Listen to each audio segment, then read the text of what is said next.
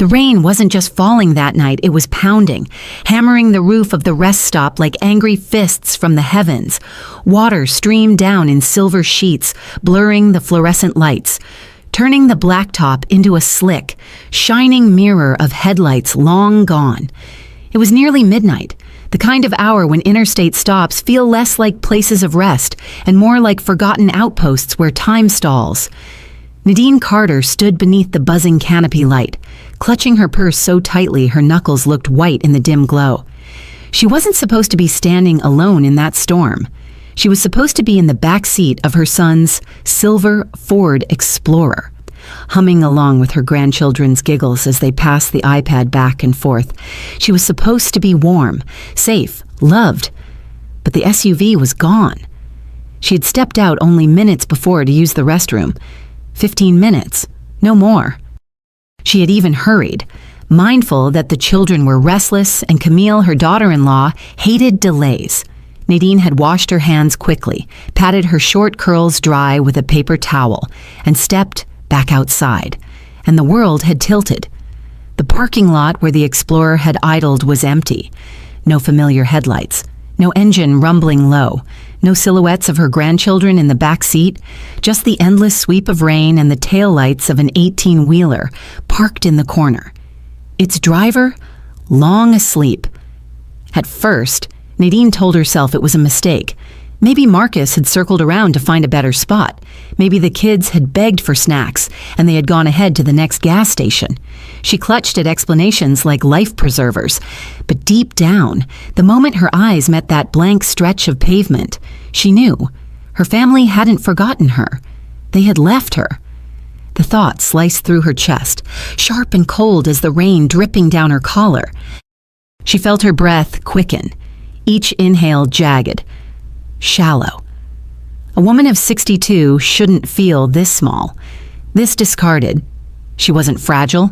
She wasn't senile. She still walked every morning in her Dallas neighborhood, still baked pound cake from scratch for Sunday church gatherings, still balanced her checkbook down to the last cent.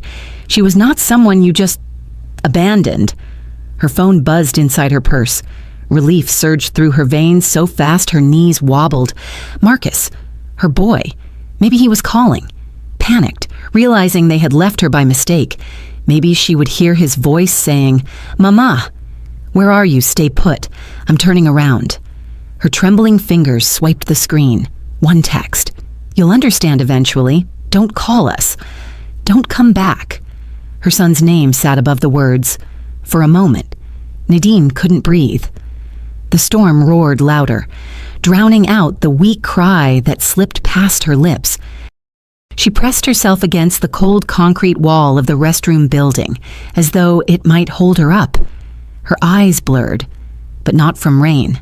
Her son. The boy she had raised after her husband's sudden passing.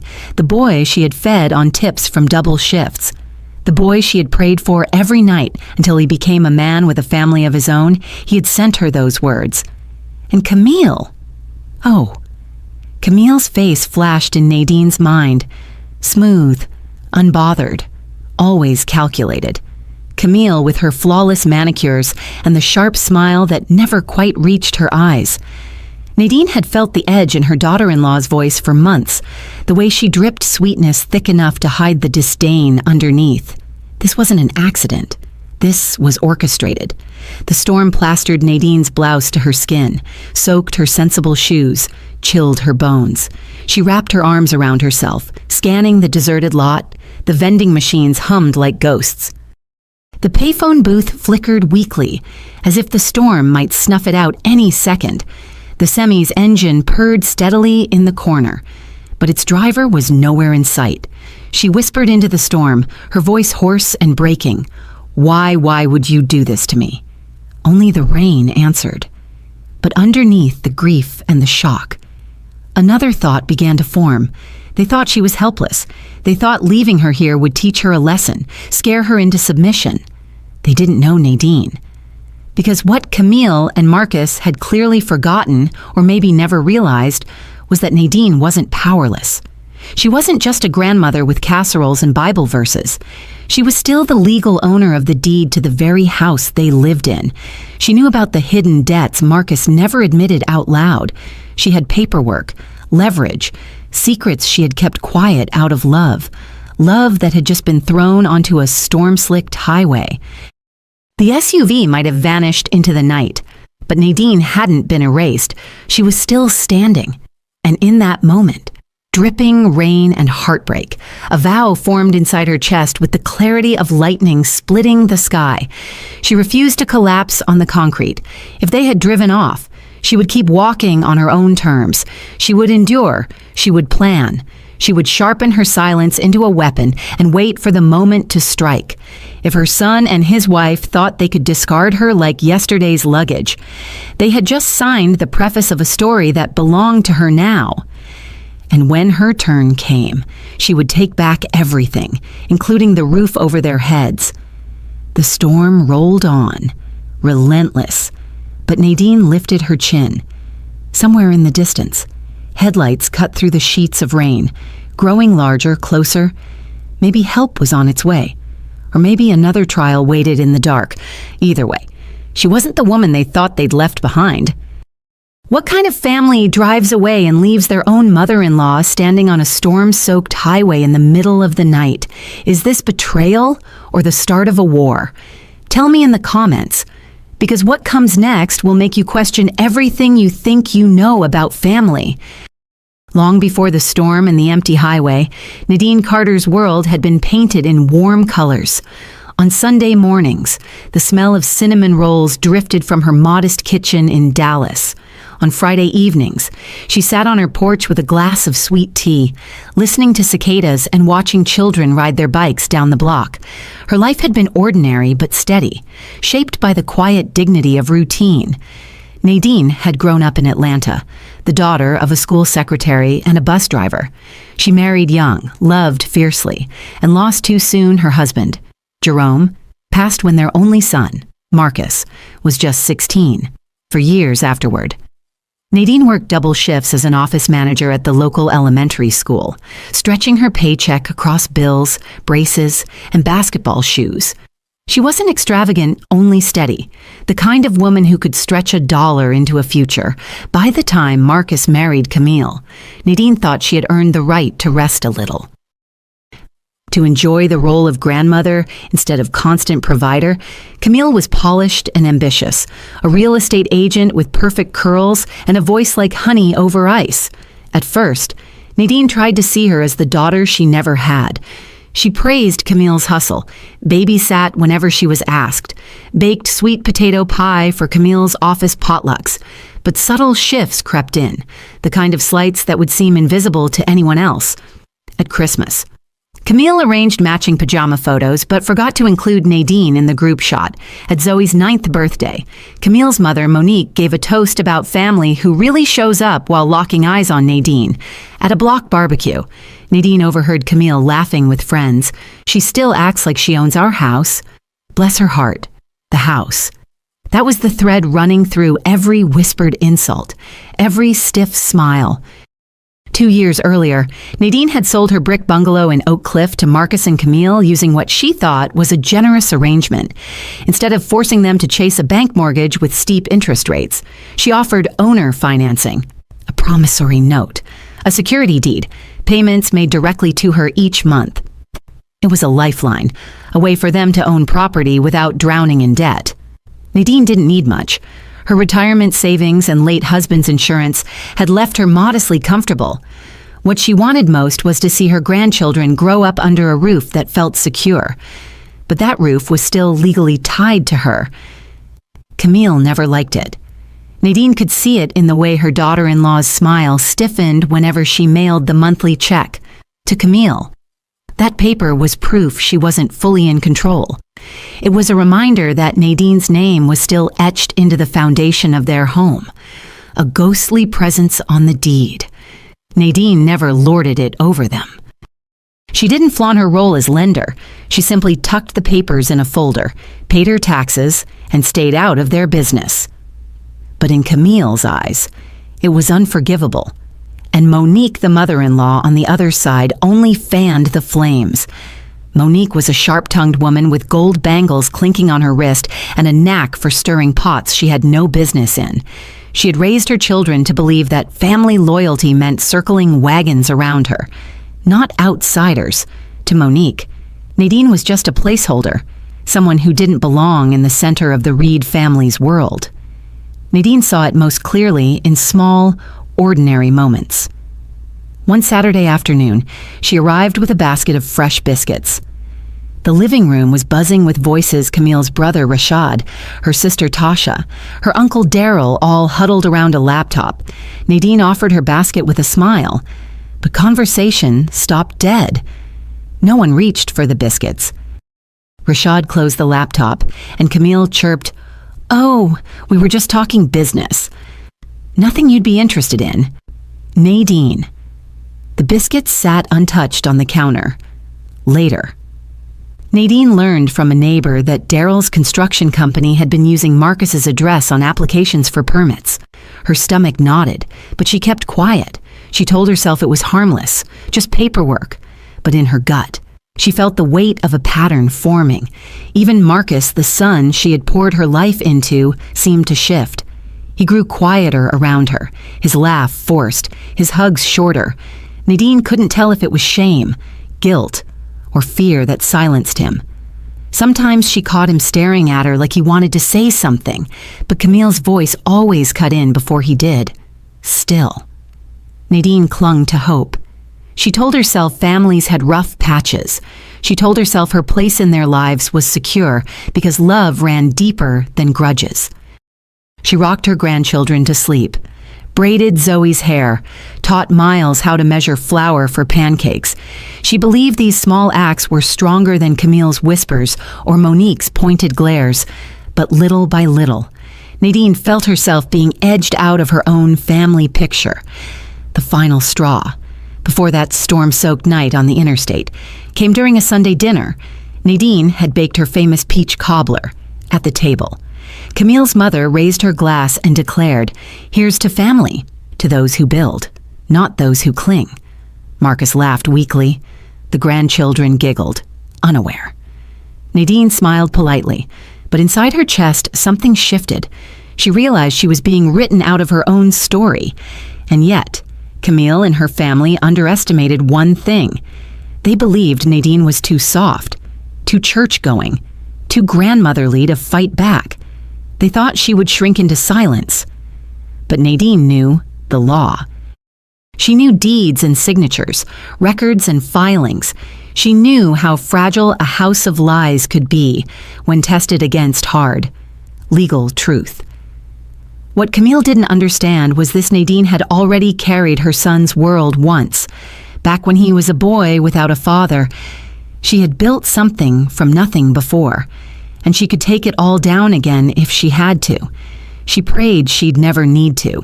She prayed her family would never push her to that edge. But the whispers, the glares, the little exclusions, they were pulling her closer every day. And on that rain-soaked night when the Explorer drove away, they finally pushed her over. Have you ever felt yourself being erased from your own family, like you're standing right there, yet invisible? What would you do if the very people you sacrificed for decided there was no place for you anymore? Tell me in the comments, because Nadine's story is only just beginning. At first, the cracks showed up like hairline fractures in glass, easy to miss if you didn't hold the frame up to the light. Nadine wanted desperately to believe everything was fine, that her worries were just the exaggerations of an older woman who didn't understand the pace of modern life. But when you've lived long enough, you learn to trust your gut, and Nadine's gut was telling her something wasn't right. It started with the money. Every month. Marcus and Camille mailed Nadine a check for the mortgage payment, steady, predictable, her modest retirement plan ticking forward like clockwork. But then, one month, the check arrived late. The next month, it was short. Camille called it a banking error. Marcus promised to fix it. The following month, the check was on time, but it bore Camille's neat handwriting instead of Marcus's looping scrawl. Nadine noticed these details. She always noticed. Numbers had been her life as an office manager, and discrepancies made her skin prickle. Then came the conversations that stopped when she entered a room. At Sunday dinner, she stepped onto the back porch to find Marcus speaking low into his phone. His face changed when he saw her. He ended the call abruptly, sliding the phone into his pocket and said, "Just work. Mom, nothing important." But his eyes gave him away. Another evening, she overheard Camille whispering in the kitchen with her mother, "Monique." The words floated down the hall like smoke. "If she would just sign off, we could refi tomorrow. All that equity, it's ridiculous we can't touch it." Nadine's heart sank. She pressed her back against the wall, fighting the urge to step in, to remind them the house wasn't a toy chest you raided at will. It was a home, and she had bent over backward to make it theirs. But she stayed silent, choosing instead to carry her cobbler dish back to the car with trembling hands. Then came the locks. One Saturday, Nadine drove over early to surprise the kids with donuts and chocolate milk. She tried her key in the front door, the same key she had used for years, but the lock stuck. She tried again. The key no longer fit. She rang the bell, heart pounding with confusion. Zoe opened the door, delighted to see her grandmother. Behind her, Camille appeared, lips tight, eyes cool. "Oh, we had to change the locks after some issues in the neighborhood. Forgot to give you the new key. My mistake." Nadine smiled politely, hiding the sting. But inside, she felt the walls closing in. Even the children noticed the shift. One evening, Zoe climbed onto Nadine's lap, her little brow furrowed. "Grandma, why does Mommy say this isn't really your house? Didn't you live here before us?" Nadine smoothed her granddaughter's hair, forcing her voice steady. "Sweetheart, it doesn't matter what anybody says. What matters is love. And you'll always have mine." But the question lingered like smoke in her chest. As weeks passed, more peculiar signs stacked against her. She stopped receiving HOA newsletters at her address, though they had always been mailed to her name. A neighbor casually mentioned that the Reed family had presented themselves as sole owners at a meeting. Nadine hadn't been invited. When she logged into her online banking, she noticed a credit inquiry connected to the home's address. She hadn't applied for anything. Her breath caught. Someone was trying to open a line of credit against the house. Her pulse quickened. This wasn't pettiness anymore, it was strategy. One afternoon, Nadine stopped by with groceries. In the driveway, she spotted Camille's uncle, Daryl, unloading lumber from his pickup truck. He was loud, jovial, all backslapping charm. But the sight of him irritated her. He wasn't family to this house. Yet here he was, hauling boards into her garage. "What's all this?" Nadine asked carefully. Daryl grinned, flashing gold teeth. "Little side project. Some upgrades. Nothing you need to worry about. Miss Nadine." Upgrades. To her property. Without her permission. Her chest tightened. She glanced at Marcus, who was standing awkwardly nearby, pretending to be busy on his phone. He didn't look up. That night, Nadine lay awake, listening to the Texas rain tap against her bedroom window. She remembered every sacrifice she'd made, every skipped meal, every double shift, and every tear she had wiped from Marcus's young face when his father passed. All of it had been for him, for his future, for his family. And now she was being pushed out, little by little, until there would be no room left for her at all. She turned onto her side. Clutching her pillow like it might anchor her, she whispered a prayer, the kind her mother used to murmur in the stillness, "Lord, give me eyes to see the truth. Give me strength to face what's coming." Because Nadine knew, deep in her bones, that what she had seen so far was just the beginning. The forged whispers, the closed doors, the missing newsletters. Those were warning shots. Something bigger was coming.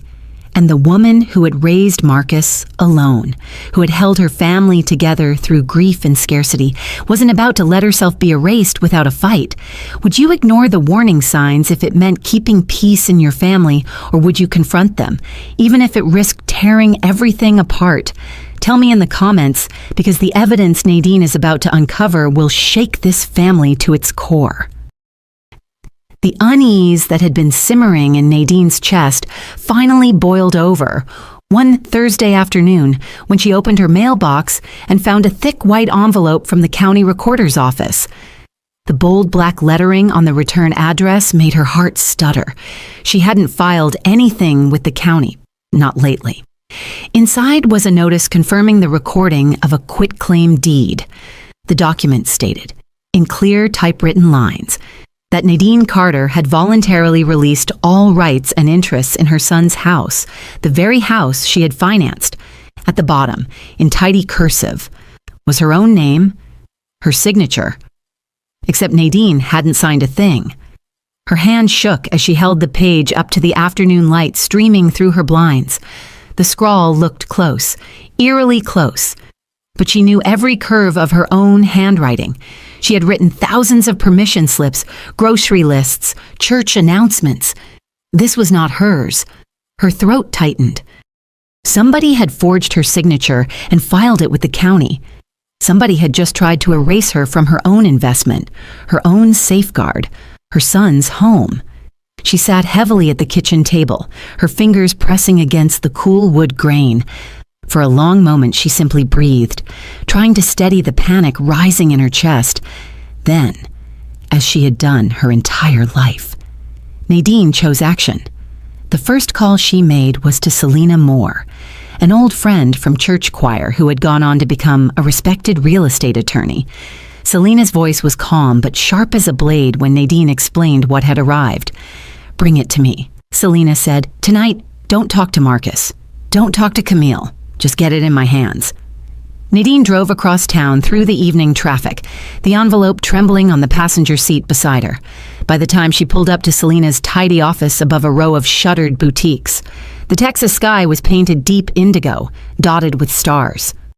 Selena adjusted her glasses and spread the papers across her desk. "It's a forgery," she said flatly after a moment. "The notary listed here, he's in Cobb County, Georgia. You've never been to Georgia to sign anything." "Right, not for this," Nadine said, her voice shaking. Selena leaned back, arms crossed. "Then someone impersonated you. That's identity fraud, plain and simple, and it's criminal." Nadine's stomach dropped. Criminal. Her own family. Selena tapped the page. "But here's the good news. You still hold the promissory note. That means you're the lender of record. A forged quitclaim doesn't erase your rights, it just exposes whoever did this to felony charges. But we need more proof. We need to tie it to someone. Proof." Nadine rolled the word around in her mind. Proof meant no one could dismiss her as paranoid. No one could tell her she was imagining things. The very next day, proof began to surface. Alvarez, the elderly neighbor who lived across the cul-de-sac, waved Nadine over with urgency in her eyes. "I thought you should see this," she whispered, ushering Nadine into her kitchen. She pulled up footage from her Ring doorbell camera. On the grainy video, Nadine watched as Monique and Daryl appeared at Marcus's front door late at night, carrying a briefcase and a stack of papers. The timestamp blinked across the bottom of the screen, 11:43 p.m. They stayed inside for less than 15 minutes before slipping back into the shadows. Nadine's heart thudded painfully. The forged deed, the midnight visit, it lined up too perfectly. "Thank you," Nadine said softly, clutching Ms. Alvarez's hand. "You may have just saved me," but the final nail came in the form of a receipt she discovered by accident while helping Zoe pack her backpack for school. Nadine noticed a crumpled slip of paper tucked into a side pocket. It was a purchase receipt from a local hardware store, listing lumber and supplies. The name at the top, Reed Renovations LLC. Camille's family had formed a company, and they had listed Marcus's house as its registered business address. Nadine felt the room tilt. They weren't just trying to erase her name. They were trying to leverage the property as collateral for their own projects.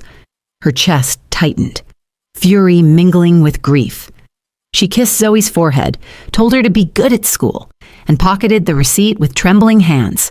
That night, Nadine laid everything out on her kitchen table like a detective stringing yarn across a corkboard. 1. The forged quitclaim deed. 2. The Ring camera footage of Monique and Daryl's late-night visit. 3. The hardware receipt linking Reed renovations to the house. Together, they painted a picture more sinister than she had feared. This wasn't just neglect or careless disrespect. This was a plan, a scheme. And her own son was caught somewhere in the middle of it, whether by choice or by pressure she couldn't yet see. Nadine sat in the stillness, staring at the evidence. The clock ticked on the wall. Her tea went cold. A storm was gathering again, not in the sky this time, but in her life, and she was standing dead in its path. But she wasn't powerless. The next step wasn't to weep or beg. The next step was to gather more, to build a case so strong that no smile from Camille, no shrug from Marcus, no sneer from Monique could dismantle it. Because what they had done wasn't just betrayal, it was theft. And Nadine Carter wasn't about to let anyone steal the roof she had sacrificed her life to build. What would you do if you discovered your own family had forged your signature to steal your house? Would you confront them directly, or quietly gather evidence until the time was right? Tell me in the comments, because the confrontation Nadine is about to face will change everything. The air in Nadine's house grew heavier by the day, as if the very walls knew what she now carried in her purse: photocopies of a forged deed, a neighbor's video, a receipt with the Reed name printed bold across the top. Proof. The kind of proof that could sink an entire family if placed in the right hands. But paper wasn't enough. Not yet. Selena, ever the precise attorney, told her bluntly, "You need to secure the chain, the notary, the filings, the motive. Right now, it's suspicion and circumstantial evidence. We need them cornered with nowhere to wriggle out." So Nadine moved cautiously, quietly, like a shadow in her own life. She started with the notary listed on the forged deed, a man named Charles Denton out in Cobb County, Georgia. Selena arranged a video call, her legal pad open, Nadine listening carefully on speakerphone. "Yes, ma'am," Denton said, squinting at the camera. "That's my stamp. I notarized this for a woman who presented herself as Ms. Nadine Carter. Elderly. Short hair, wore a church dress. She had an ID." Nadine leaned forward. What did the ID look like? Texas driver's license. Picture matched her well enough. Nadine's stomach twisted. Someone had used a fake ID in her name. Selena's jaw tightened.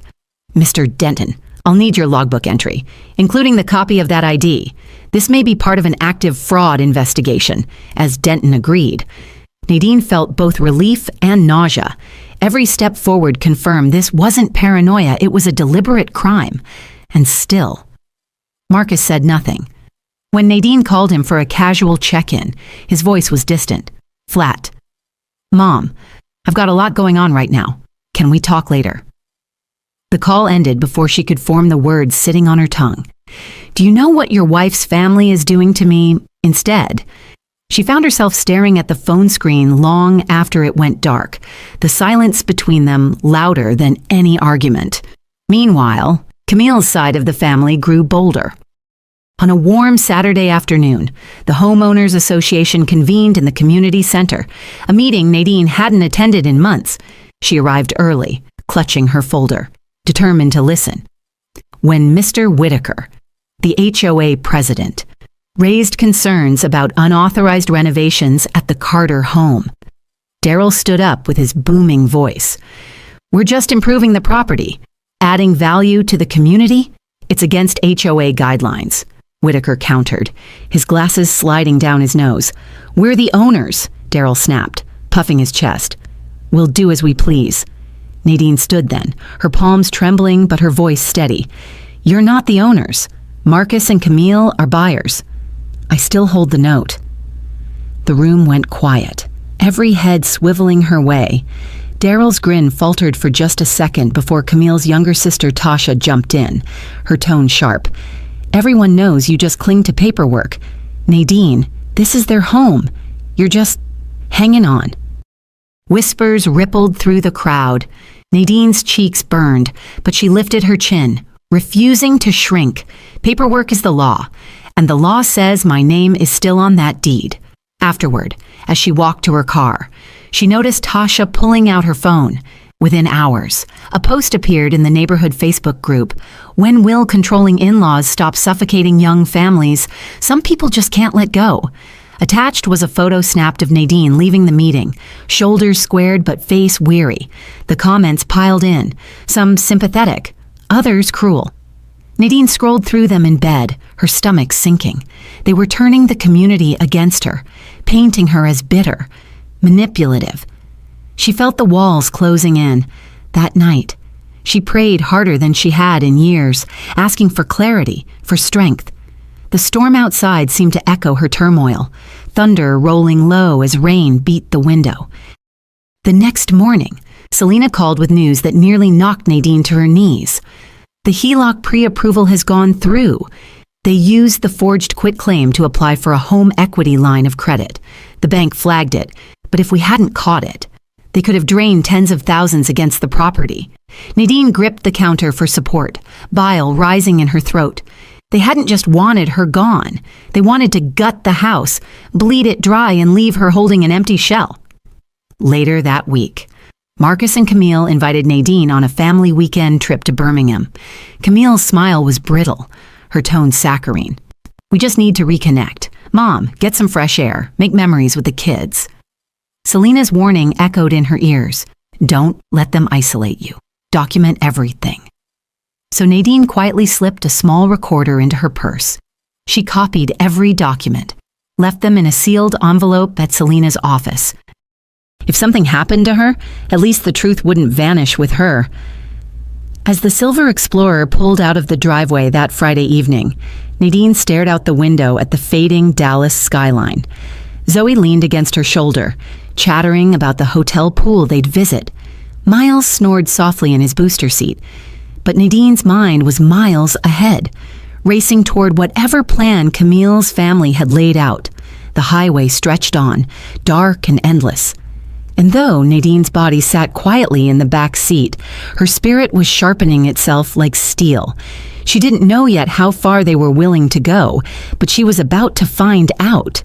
If you realized your own family was plotting to steal everything you built, would you confront them head-on or wait for the perfect moment to strike back? Tell me in the comments, because the trap waiting for Nadine on this trip will change everything. The road to Birmingham stretched ahead like a ribbon of black glass, slick from the drizzle that had followed them since Dallas. Inside the SUV, the children dozed off one by one, their heads lolling against pillows shaped like cartoon animals. Marcus drove in silence, his hands gripping the wheel tighter than usual. Camille sat beside him, her posture perfect, her eyes glowing from the blue light of her phone screen. Nadine sat in the back, her purse balanced on her lap. Inside, the small recorder blinked silently. Every word, every pause was being captured. She told herself it was protection, insurance. For the first 2 hours, conversation was light school projects, work deadlines, what kind of barbecue they'd stop for on the way back. But as the SUV crossed into Alabama, Camille finally put her phone down and turned halfway in her seat, her smile wide but cold. "So, Nadine," she began, her voice syrupy sweet. "We thought this little trip would be a good chance to settle some things." Nadine's stomach tightened. Settle what things?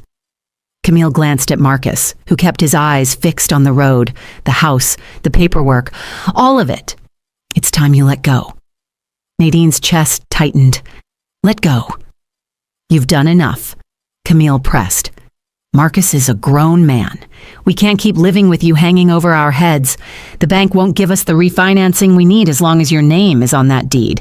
You know that." The recorder in Nadine's purse hummed with silence after the words dropped. "I never asked for refinancing," Nadine said softly. "I gave you both a chance. I trusted you, and this is how you thank me." Camille's smile didn't falter. "You're clinging to control. That's not trust. It's fear. But tonight, you can change that." They pulled off the highway at a rest stop, fluorescent lights buzzing, a handful of semis parked in the shadows. Camille turned in her seat, Pulling a slim folder from her designer bag, she set it on the console between her and Marcus. "Just sign these," she said smoothly. "It's a release. You'll be free of the responsibility, and we'll finally be able to move forward. Everyone wins." Nadine stared at the folder as though it were a snake coiled to strike. She reached out slowly, her fingers trembling as she flipped it open. Her heart hammered as her eyes scanned the top page. Release of security deed. Exactly what Selena had warned her about. She looked up, her gaze steady now, her voice firm. "No." The word dropped like a stone in water. Camille's smile vanished, replaced with a sharp glare. "Nadine, don't make this harder than it needs to be." Marcus finally spoke, his voice low, strained. "Mom, maybe it's for the best." Nadine's eyes filled with tears, but her tone sharpened. "For the best. For who? For you. For Camille's family. Not for me. Not for my grandchildren. You think I don't see what's happening? You think I don't know what a forgery looks like?" Marcus's knuckles whitened on the steering wheel. Camille hissed. "We're giving you a choice." Nadine closed the folder with deliberate calm. "My answer is no, and it will always be no." The SUV lurched to a stop beside the dim rest stop building. Rain pattered against the windshield. The children stirred faintly but didn't wake. Camille's voice turned icy. "Then I guess you'll find your own way home." Nadine's breath caught. What before she could react? The rear door unlocked with a mechanical click. Camille reached back, pulling Nadine's purse into her lap, then shoved it against Nadine's chest. "Get out! Camille!" Stop Marcus's voice wavered, but he didn't move, didn't reach back. He just sat there, staring out at the rain. "Marcus," Nadine whispered, her heart cracking open. "You're really going to let this happen?" His jaw tightened, his eyes glistened, but he said nothing. Camille leaned closer, her tone final. "Out now," with trembling hands. Nadine opened the door. The humid night air rushed in, wet and heavy. She stepped onto the slick pavement, her shoes splashing in shallow puddles, her purse strap dug into her shoulder. She turned back one last time, searching for her son's face in the glow of the dashboard. "Marcus," she said again, voice breaking. His eyes met hers for a split second before Camille barked. "Drive!" The door slammed, tires screeched. The Explorer shot forward, red taillights slicing through the curtain of rain until they disappeared into the black highway. Nadine stood frozen beneath the flickering light of the rest stop. Her breath came in shallow bursts, as if the storm itself had carved her out of the world and left her behind. Then, slowly, she felt the weight of her purse against her shoulder. She reached inside, touching the small recorder. The light still blinked. Every word Camille had said, every silence Marcus had held, was captured. Proof. She wasn't powerless. She wasn't erased. The storm raged around her, thunder rolling like drums in the distance. Nadine squared her shoulders. If they thought leaving her here would break her, they had made the gravest mistake of their lives, because this was no longer about love or loyalty. This was about survival, about justice, about taking back what was hers. And in the end, Nadine knew she would not be the one left out in the rain. If your own family left you alone on a storm-soaked highway to force your hand, would you give in, or would you fight back? Tell me in the comments, because Nadine's revenge is only beginning to take shape. Atlanta's summer rain had a way of washing secrets onto the surface. 2 days after being dumped at that rest stop, Nadine sat at Helen's kitchen table, staring at the steam curling up from her untouched tea. Her body felt heavy, but her mind was racing. The recorder sat in the middle of the table like a guilty conscience, its small red light now dark. Helen leaned against the counter, arms folded. "We should take it straight to the police," she urged. Nadine shook her head slowly. "Not yet. If I hand this over too soon, it'll be my word against theirs. I need more." Before Helen could argue, Nadine's phone buzzed. Unknown number. Against her better judgment. She answered. "Mom." Marcus's voice, unsteady. Nadine gripped the phone tighter. Marcus, where are my grandchildren? Are they safe? They're fine, he said quickly. Camille took them to her sisters. Mom, about the house, Nadine cut him off. Don't you dare. Don't you dare speak to me about the house before you answer me. Did you know what Camille planned at that rest stop? The silence that followed was louder than any storm. Finally, Marcus whispered. It was the only way she thought you'd let go. Her throat constricted. Let go. You left me on the side of a highway. Marcus, that's not persuasion. That's betrayal, before she could say more. Camille's voice cut through the line, crisp and mocking. Hello, Nadine. Always so dramatic. You're fine, aren't you? Nothing a hot cup of tea couldn't fix. Nadine's pulse spiked. Camille. But Camille had already hung up. That night, Helen flipped channels on the TV while Nadine sat stiffly on the sofa. Suddenly, the local anchor's voice caught Nadine's ear. A widening investigation into fraudulent property transfers is shaking Atlanta's Westover Hills community. Multiple families claim they were coerced into signing over property rights under questionable circumstances. Among those mentioned in court filings, Camille Johnson, wife of Marcus Johnson. Nadine's teacup slipped from her hand and shattered on the hardwood floor. Helen muted the television, her eyes wide. Nadine. Did they just... Yes. Nadine's voice was a whisper. They said Camille's name. On screen. The report continued according to sources. Investigators are examining connections between several affluent families and a series of LLCs tied to real estate transactions. Authorities believe elderly relatives were pressured into surrendering home deeds. More details expected in the coming weeks. Nadine's world tilted. Camille's scheme wasn't just personal, it was systemic. And Marcus was caught in the web the next morning. Nadine couldn't shake the unease. She pulled her purse closer, rifling through papers she hadn't touched since the trip. A folded slip of paper caught her eye, creased and damp at the edges. She unfolded it, her breath catching. A wire transfer confirmation. $40,000 withdrawn from Marcus and Camille's account, sent to an LLC registered to Westover Consulting Partners. The date 2 weeks before she was left at the rest stop. Her heart thudded.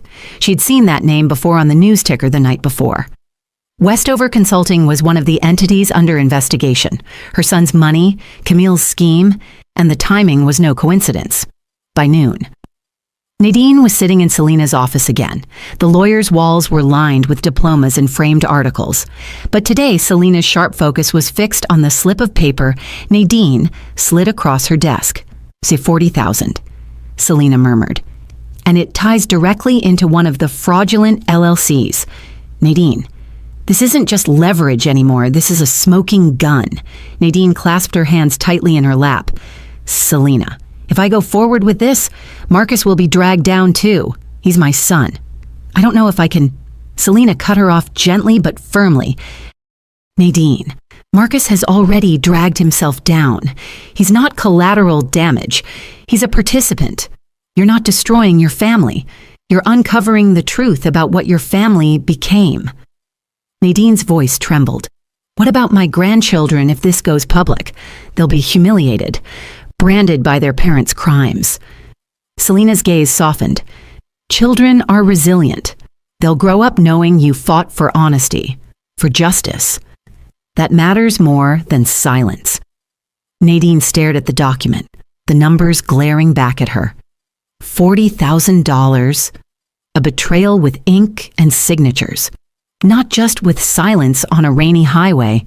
Finally, she exhaled. Then we go forward. But not quietly. If Camille thinks she can manipulate me into a corner, she's about to learn I still have teeth. Selena leaned back, nodding. Then we start with the DA's office. And Nadine, prepare yourself. Camille won't just sit back. She'll come at you hard. She'll use the children, the community, every ounce of influence she has. Nadine straightened her spine. Let her try. I've already been abandoned once. She won't get to do it twice that evening, as Nadine packed away the recorder and receipt in a safe place. Helen stood in the doorway, arms folded. You know she's going to spin this, right? Camille will paint you as bitter, vengeful, the mother-in-law who couldn't let go. Nadine zipped the bag shut. Her expression was calm now, her fear burned into steel. Then I'll show them the truth, not in whispers, in court, outside. The storm clouds parted, and for the first time in days, a shard of sunlight pierced through the gray. Nadine stood taller in its glow.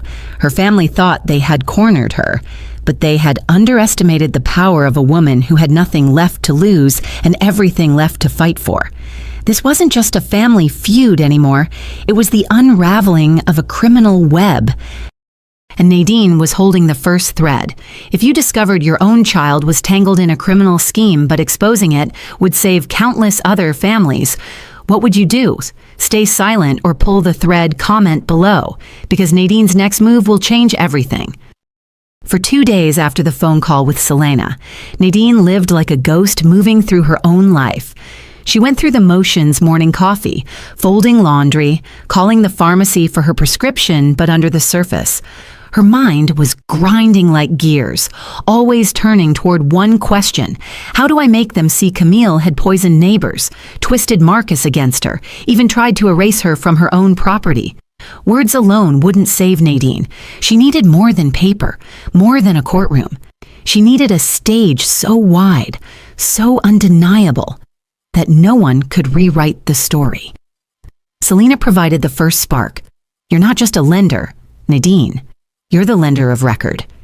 If they've defaulted and with the fraud they have, you can foreclose. Georgia law lets you do it publicly, on the courthouse steps, first Tuesday of the month, 10 a.m. It's tradition. People watch, reporters show. You want justice, that's your theater. The words stayed with Nadine long after she left Selena's office. Your theater. She imagined it Camille's polished family standing in disbelief while the truth was read aloud in front of neighbors and strangers alike.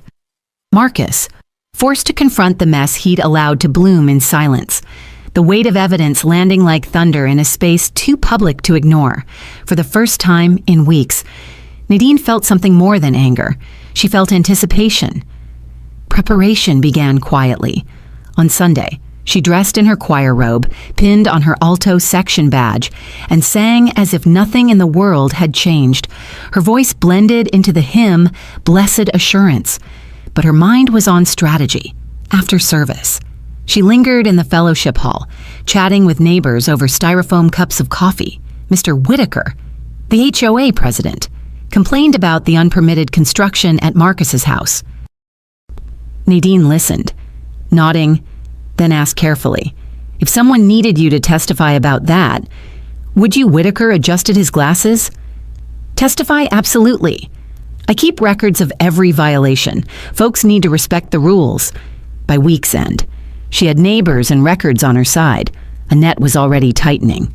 At night, she and Selena sat at Helen's kitchen table, maps and files spread wide. Selena drilled her like a coach preparing an athlete for the championship. When they push, you don't raise your voice. That's what they want, to make you look irrational. Speak like you're reading scripture. Calm, steady. The evidence will roar for you. Nadine practiced until her voice didn't shake. She rehearsed each line, each pause. She had raised Marcus alone, taught classrooms of rowdy children, run offices on shoestring budgets. She knew how to command a room when she had to. Now she would command a courthouse lawn. The Reeds sensed her silence and grew nervous. Camille called one evening, her voice dripping with sugar. Nadine, I think we should put the past behind us. Why don't you come over for dinner this weekend? Family only, no lawyers. Nadine nearly laughed. Camille didn't want peace. She wanted control. But Nadine kept her tone gentle. That sounds nice. Camille, I'll be there. When she hung up, Helen raised an eyebrow. You're walking straight into their den, yes, Nadine replied, slipping her recorder into her purse. But this time, I'll be the one writing the script. Sunday dinner smelled of roast chicken and collard greens, the kind of meal meant to feel homey, forgiving. But beneath the tablecloth, tension simmered like hot oil. Camille poured Nadine a glass of sweet tea.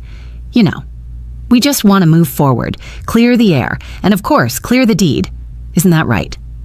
Marcus kept his eyes on his plate. Yeah, it'd be simpler if we could just move on. Nadine set her glass down carefully, her eyes steady on her son. Simpler for you, maybe, but not for me. Not for the truth. Camille's smile cracked. Nadine, dragging this out helps no one. You'll only embarrass yourself. Nadine leaned forward slightly, her pearls catching the light. Embarrass myself, Camille. I have the recording. Every word from that highway, every threat. Do you really want to test how embarrassing this could get? The room went silent. Marcus looked up, his face pale. Camille's fork clattered against her plate. You wouldn't dare, Camille whispered. Oh, I would, Nadine said softly, her voice like steel wrapped in velvet. And not just in court, on the courthouse steps, in front of God and everybody, for the first time. Nadine saw something in Camille's eyes she had never seen before. Fear. That night. Nadine spread her documents across Helen's table one final time. The notice of default was ready, stamped, and dated. Selena would file it in the morning. The foreclosure sale was scheduled first Tuesday, 10 a.m., Fulton County Courthouse steps, a date carved into stone. She smoothed her hand over the folder, her reflection faint in the polished surface. This wasn't just about money, or a house, or even betrayal. It was about reclaiming the dignity Camille had tried to strip away. Camille thought she had written the ending when she left Nadine on that highway, but Nadine Carter was about to turn the page, and the next chapter would be hers. If you had the power to expose your betrayers in front of the entire community, would you take the risk, or would you stay quiet to keep the peace? Tell me in the comments, because Nadine's revenge is about to unfold where the whole city can see. The morning of the courthouse auction felt like the sky itself was holding its breath. The air was unusually crisp for Atlanta, clouds low and heavy, as if they too were waiting to see who would walk away broken. Nadine arrived early. She wore her Sunday best navy suit, the one she used to wear when she sat in the front pew beside her late husband. Around her neck lay a strand of pearls, simple but radiant, like armor polished by memory. In her bag, she carried a folder thick with documents proof of every betrayal. On her left walked Helen, steady and protective. On her right strode Selena, her lawyer, heels sharp as gunfire on the courthouse steps. The foreclosure sale was held outside, under the grand white columns where countless families had once lost or reclaimed homes. The steps buzzed with people, real estate agents, local reporters, even curious neighbors. Whispers followed Nadine as she climbed. That's the mother. Someone murmured. The one they left on the highway. Another voice, didn't her own daughter-in-law forge her name? The words weren't cruel. They carried disbelief, sympathy, outrage. At 9:50, a black SUV pulled up. Out came Marcus, pale and sleepless, followed by Camille, striding like a queen who refused to admit her crown had cracked. Monique and Daryl flanked her like bodyguards, while Tasha scrolled her phone as if the world bored her. The family that had once gathered around Nadine's Sunday dinners now stood like enemies across a battlefield. At 10 o'clock sharp, the trustee, a tall man with a voice trained to cut through noise, began. He opened a binder and read with mechanical precision. Foreclosure sale. Property located at 1520 Westover Drive, Atlanta. Borrowers of record Marcus and Camille Johnson. Lender of record Ms. Nadine Carter. The crowd inhaled as one. A neighbor gasped audibly. Reporters scribbled. Camille's composure cracked. She shoved forward, pointing a manicured finger at Nadine. This is slander. She's twisting the truth. Selena didn't flinch. She pulled a small recorder from her bag, pressed play, and let Camille's own voice spill across the marble. Just sign these. It's a release. Out. Now. The echo lingered. The courthouse fell silent except for the faint flutter of pigeon wings overhead. Monique stepped up, voice trembling with anger. That doesn't prove anything. She set us up. Selena raised the forged quitclaim deed, the false notary seal glinting in the light. Filed in Cobb County. Fraudulent. Document examiner confirmed. You don't set people up with their own handwriting. Murmurs swept through the crowd. Forgery from family. Mr. Whitaker from the HOA suddenly emerged. Papers in hand, his voice carried, firm and precise. And let's not forget the illegal renovations Camille's brother tried to push through. I have the violation notices. They risked the entire neighborhood's safety. Camille's eyes darted, searching for a place to hide, but there was none. Finally, Nadine stepped forward. Her voice wasn't loud, but it rolled through the steps like a hymn sung in an empty church. You left me on the side of a highway with nothing but my purse. You forged my name. You told lies about me to my own grandchildren, and you thought I'd go quietly, but I was raised to believe silence in the face of wrong is its own kind of sin. Her eyes met Marcus's. Son, I gave you life. I gave you my trust, and you gave me nothing but silence. That silence condemns you louder than any of Camille's lies. Marcus's lips parted as if to speak, but no words came. The trustee cleared his throat and continued. Opening bid is a credit bid by lender of record. Selena gave Nadine a slight nod. Nadine's voice was steady. Credit bid. The gavel fell. Sold to the lender of record, Miss Nadine Carter. The crowd erupted with whispers, a chorus of disbelief and awe. Camille staggered back, her face frozen in shock. You can't do this. This is our house. Nadine looked her in the eye, calm, resolute. No, Camille, it was mine. You tried to take it, but greed always eats its own. Reporters shouted questions. Cameras flashed. Nadine ignored them. Instead, she turned to the representative from the nonprofit housing trust, who had been waiting quietly nearby. Within minutes, Nadine signed a new document, transferring the home into the trust earmarked for Zoe and Miles, her grandchildren. Camille's jaw fell open. You gave it away, yes, Nadine said softly. So the children will always have a home you can never touch. The silence after those words was heavier than any gavel. By noon, the Johnsons retreated, humiliated. Monique cursed under her breath. Daryl kicked at the steps. Tasha's phone slipped from her hand, screen cracking against the stone. Marcus lingered for a heartbeat, his eyes glassy, mouth working soundlessly. Nadine's gaze stayed steady, sorrowful yet unyielding. When he finally turned and followed his wife, it felt like a funeral of the son she once knew. Helen slipped her arm through Nadine's. You did it, she whispered. Yes. Nadine answered, though her chest felt heavy. Justice was never weightless. She thought of Zoe and Miles, their laughter, their small hands clutching crayons, the way they still asked about their grandmother in hushed tones. They were the reason she had endured this long road. As Nadine descended the courthouse steps, her phone buzzed. A message from an unknown number appeared on her screen. Yeah, you think it's finished, but you don't know what Marcus promised us. See, Nadine froze, the courthouse looming behind her like a cathedral of truth. The battle was won, but the war was still unraveling. If your daughter-in-law warned you, even after you'd taken back everything, that there were darker promises still hidden, would you walk away or dig deeper? Comment below, because Nadine's fight is about to uncover one last truth. The days after the courthouse auction unfolded like a strange dream. Nadine had expected relief, maybe even triumph.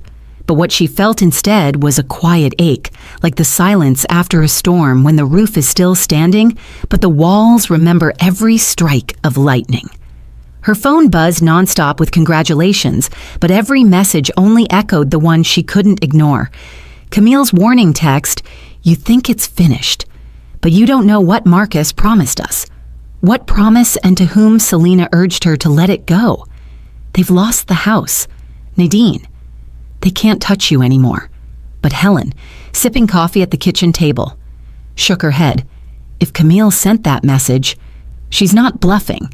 She wants you rattled, and she knows more cards are on the table.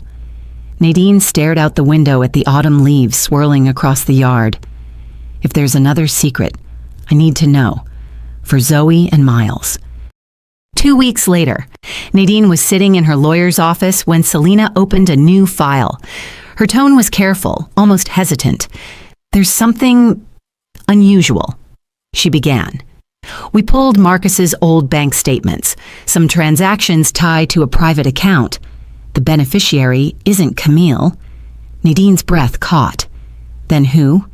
Selena slid the paper forward. A name, a woman Nadine had never heard of.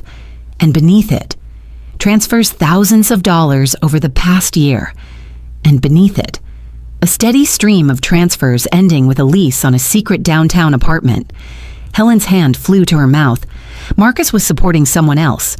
Not just supporting, Selena said grimly, living a second life. Nadine felt her pulse in her ears. For months she'd battled Camille, the daughter-in-law who lied and schemed, but now it was clear Marcus hadn't only betrayed her. He'd betrayed his wife, his children, and every vow he ever spoke. Camille's text echoed in her mind. "You don't know what Marcus promised us. Was the U.S. even Camille's family, or someone else entirely?" The truth cracked open at a custody mediation hearing for Zoe and Miles. The judge asked routine questions, and then Camille, eyes gleaming with a strange mix of anger and triumph, dropped her bomb. "Your Honor, Marcus has another dependent child, a daughter. She deserves consideration in any financial arrangement." The courtroom gasped. Nadine gripped Helen's hand. Marcus sat stone-faced, shame radiating off him. The judge leaned forward. "Is this accurate, Mr. Johnson?" Marcus swallowed hard. "Yes, she's 3 years old. Her mother's name is Alana Rivers." Camille leaned back, her tone flat and surgical, every word slicing the air. So while his precious mother was wiring money, Marcus was promising another family a future. And now they'll all come knocking at your door. "Nadine!" Nadine's world tilted. Another child. Another innocent dragged into this web of deceit. That night, Nadine sat awake, the lamp casting long shadows across her living room. The file Selena had given her lay open. Alana Rivers, age 30, a waitress at a diner near the interstate. No criminal record, no wealth. Just a young woman raising a little girl who shared Marcus's eyes. Helen placed a cup of tea beside her. "What are you going to do? I don't know," Nadine whispered. "Part of me wants to shut the door forever. But that little girl, she's family. She didn't ask for this." Helen sighed. "Camille thinks this revelation destroys you. Maybe it doesn't have to." 2 weeks later, Nadine made her choice. She asked Selena to draft papers, not against Alana, but in protection of her.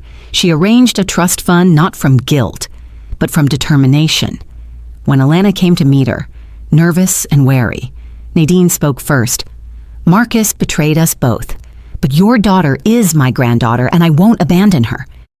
Alana's eyes filled with tears. "I didn't know who he really was. He told me you'd abandoned him, that you were bitter. He said the money he gave us came from his work." Nadine's throat tightened. "You're not the first to believe his lies, but you don't have to live in them anymore." Months later, on a bright spring morning, Nadine sat on the porch while Zoe and Miles played soccer in the yard. A little girl 3 years old, with pigtails and a laugh like wind chimes chased after them. Alana watched from the steps, smiling shyly. Helen leaned in the doorway with folded arms, proud. For the first time in years, Nadine felt something shift deep inside her. Not victory, not even relief, but a new kind of peace, the peace that comes from surviving betrayal and choosing love anyway. She had lost a son, but she had gained 3 grandchildren who would know her not as a victim, but as a woman who fought for them with every ounce of strength she had left. Yet as the sun dipped low, Nadine's phone buzzed again. A new message. No name, just words. "Forgive me, or I'll take everything down with me." Marcus Nadine stared at the screen, her heart steady now. She didn't answer. Instead, she turned to Helen and whispered. She stared at the message. "Forgive him, or let him burn." Nadine placed the phone face down on the table, her answer unspoken, her eyes fixed on the children's laughter outside. So here's the question for you. If your own child betrayed you this deeply, would you forgive him for the sake of family unity, or let him fall under the weight of his own choices? Comment below, because forgiveness and revenge are never as simple as we think. And don't forget to subscribe, because here at Voice of Neva, we tell the stories where life's secrets are finally revealed. Did you enjoy my story? What a journey it has been. I truly wonder, what would you have done if you were in my shoes? Would you have chosen silence to keep the peace, or would you have done what I did to reclaim your dignity? Let's meet in the comments below. I'm so curious to hear your thoughts. I'm reading every single one. Which city are you listening from tonight? If my story resonated with you, you can support me and help me bring more stories like this to the world by sending a super thanks. Your sweet support means the world to me and allows me to continue this journey with all of you. On the screen now, you can see 2 new life stories that I highly recommend you watch next. There are so many more on my channel, each with its own lessons and triumphs. Don't forget to subscribe and click the notification bell so you never miss a new chapter. Thank you for being here with me. Until the next story, with love and respect.